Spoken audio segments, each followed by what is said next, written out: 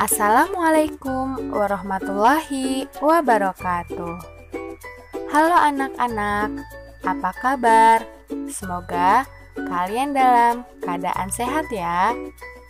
Kali ini kita akan mempelajari tentang sumber daya alam dan kegiatan ekonomi masyarakat Indonesia. Tahukah kalian apa yang dimaksud dengan sumber daya alam?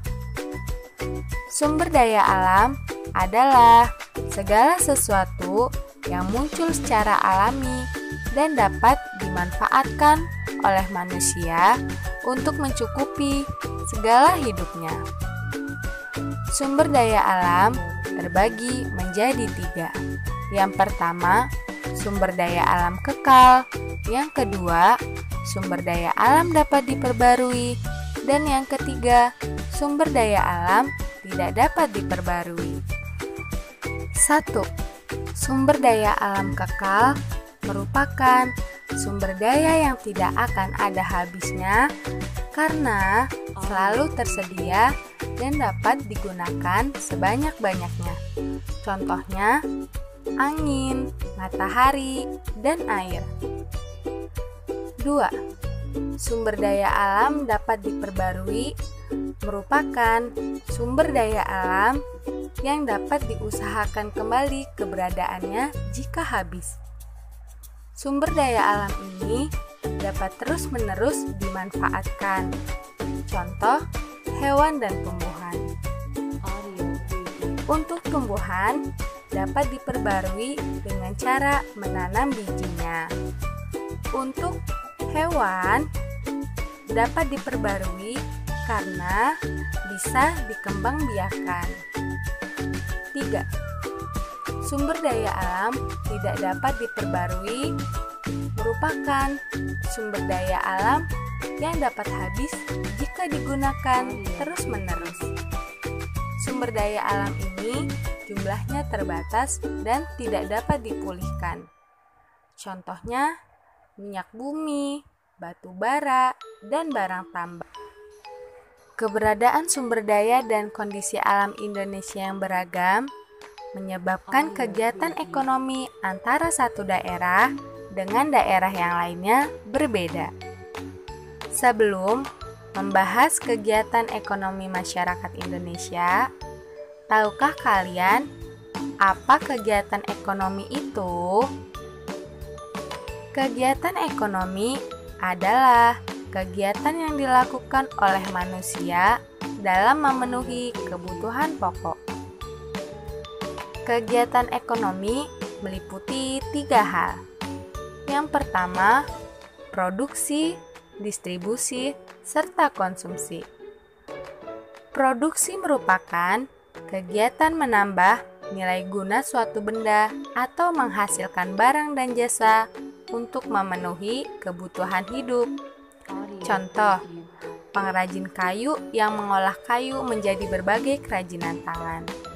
Sedangkan distribusi adalah kegiatan menyalurkan barang hasil produksi melalui para agen dan pedagang. Contoh, pengrajin kayu menyalurkan hasil kerajinannya ke pasar atau ke toko kerajinan. Konsumsi adalah kegiatan menghabiskan atau menggunakan barang dan jasa. Contoh, kita membeli patung kayu, kemudian memajangnya di ruang tamu sebagai hiasan dinding. Selanjutnya, kegiatan ekonomi masyarakat Indonesia. Yang pertama, kegiatan ekonomi masyarakat pedesaan. Masyarakat daerah pedesaan sangat bervariasi. Ada yang hidup di daerah pedalaman, pegunungan, dan pantai. Masyarakat di daerah pedalaman hidup dengan memanfaatkan kondisi alam. Pada daerah yang subur, mereka hidup dengan bertani dan berkebun.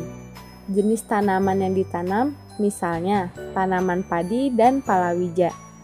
Tanaman palawija itu meliputi tanaman jagung, kentang, ubi, dan lain-lain. Serta tanaman perkebunan, yaitu tanaman karet, kopi, teh, dan cengkeh. Untuk masyarakat daerah pegunungan, mereka rata-rata menjadi petani ladang yang menghasilkan sayur-sayuran, di antaranya kol, sawi, buncis, dan wortel. Pada daerah yang tandus, kering, dan kurang subur, biasanya masyarakat yang tinggal di daerah tersebut memanfaatkan tanah untuk pembuatan batu bata, genting, atau kerajinan tanah liat. Sedangkan masyarakat daerah pantai biasanya melakukan kegiatan untuk kelangsungan hidupnya sebagai nelayan. Para nelayan melakukan kegiatan ekonomi dengan menangkap ikan. Selain itu, salah satu kegiatan ekonomi masyarakat antara lain petani garam, budidaya ikan atau mutiara. Yang kedua, kegiatan ekonomi masyarakat perkotaan.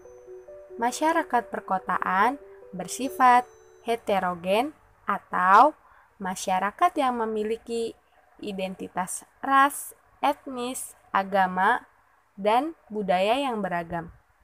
Mereka melakukan kegiatan ekonomi dalam berbagai bidang usaha, antara lain di bidang perdagangan dan perindustrian. Perdagangan yaitu kegiatan menjual dan membeli barang atau jasa untuk memperoleh keuntungan. Sedangkan perindustrian adalah kegiatan mengolah barang mentah menjadi barang jadi dengan menggunakan sarana atau peralatan mesin. Selanjutnya, kalian jawab pertanyaan berikut ya. Sekian materi kali ini, semoga dapat dipahami. Wassalamualaikum warahmatullahi wabarakatuh.